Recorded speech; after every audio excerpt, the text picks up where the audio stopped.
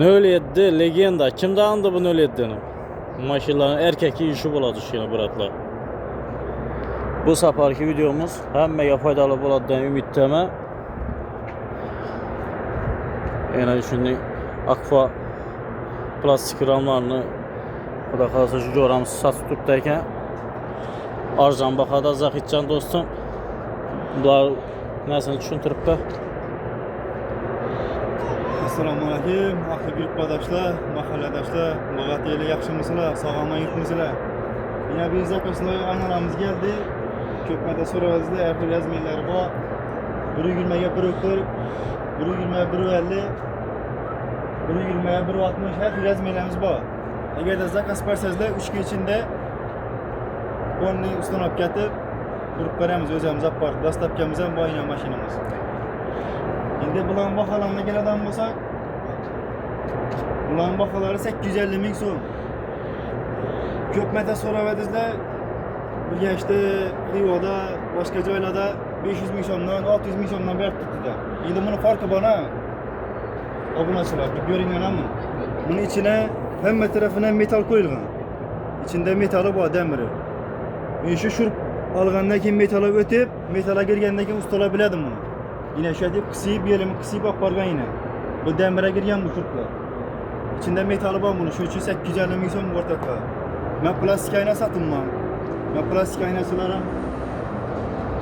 Burası bize de karıkçıyan ve aynalarımız içinde metalları var. Doğrular salıngan. Benim olarak görüp alıveresiler. Arka elinizden metalını açıp gösterme. Doğrular içinde şıkırdat tuttu.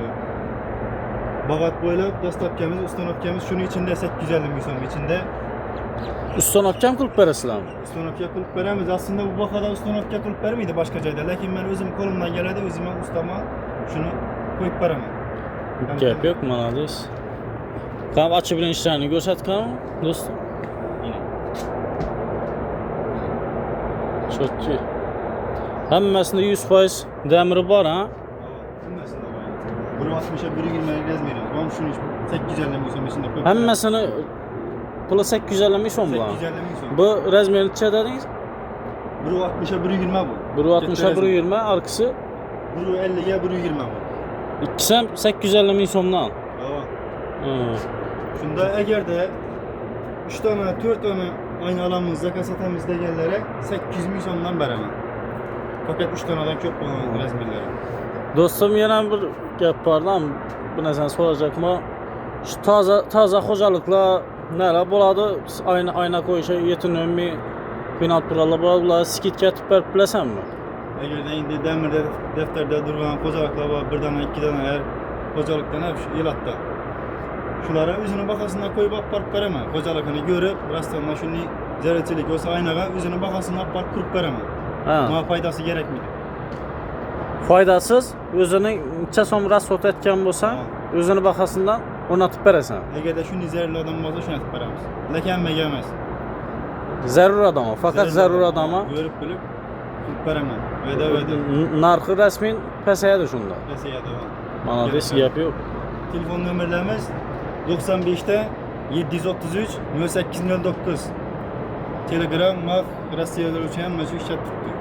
Bir moral bağlana veresiler. Yana jo'ralar bundan artıq şansı bo'lmaydi. O'zi o'rnatib berajak. Ustanopka narsa hammasi o'zidan shu bahani ichida. Bundan artıq bo'lmaydi, doğrusu. Hammasini demirlari bor ekan ichini. Ben ko'ncha tushunmayman. Yine bu plastiklar yine zakonni ochib turibdi, dorilar solingan ekan. Murojaat etaverasizlar bemalol. Nomerlar yana bir qaytarib aytay do'stim. 95'ten 733 0809. Hammaga rahmat.